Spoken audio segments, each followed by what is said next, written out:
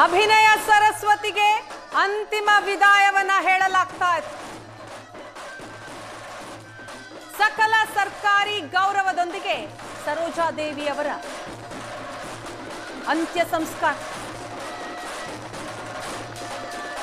ಬೆಂಗಳೂರಿನಿಂದ ಚನ್ನಪಟ್ಟಣಕ್ಕೆ ಪಾರ್ಥಿವವನ್ನ ತೆಗೆದುಕೊಂಡು ಹೋಗಲಾಗಿದೆ. ಅಲ್ಲಿ ಕೆಲ ಹೊತ್ತು ಅಂತಿಮ ದರ್ಶನಕ್ಕೆ ವ್ಯವಸ್ಥೆಯನ್ನ ಕೂಡ ಮಾಡಲಾಗಿತ್ತು. ಈಗ ಸರೋಜಾದೇವಿ ಅವರ ಜಮೀನು ಪಾರ್ಥಿವವನ್ನ ಕೊಂಡೊಯ್ಯಲಾಗಿದೆ.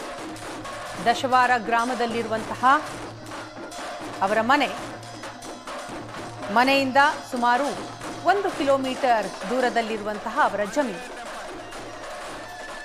ಸರೋಜಾದೇವಿ ಅವರ ತಾಯಿಯ ಸಮಾಧಿ ಪಕ್ಕದಲ್ಲಿಯೇ ಅಂತ್ಯಕ್ರಿಯೆ.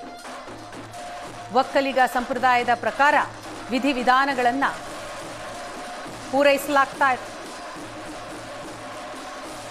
ಪುತ್ರ ಗೌತಮ್ ಅಂತಿಮ ವಿಧಿವಿಧಾನವನ್ನ ಮಾಡ್ತಾ ಇದ್ದಾರೆ.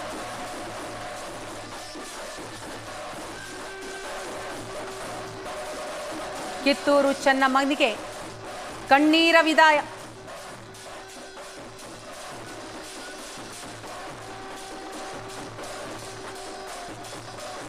ದಶವಾರ ಗ್ರಾಮದ ಜನರೆಲ್ಲ ಈ ಒಂದು ಅಂತ್ಯಕ್ರಿಯೆಯಲ್ಲಿ ಭಾಗಿಯಾಗಿದ್ದಾರೆ.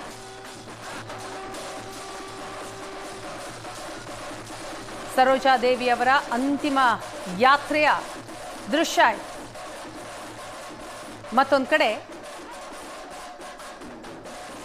ಅಂತ್ಯಕ್ರಿಯೆ ಮಾಡುವಂತಹ ಜಾಗ, ಸಕಲ ಸರ್ಕಾರಿ ಗೌರವಕ್ಕಾಗಿ ಎಲ್ಲ ಸಿದ್ಧತೆಗಳು ಆಗಿದೆ.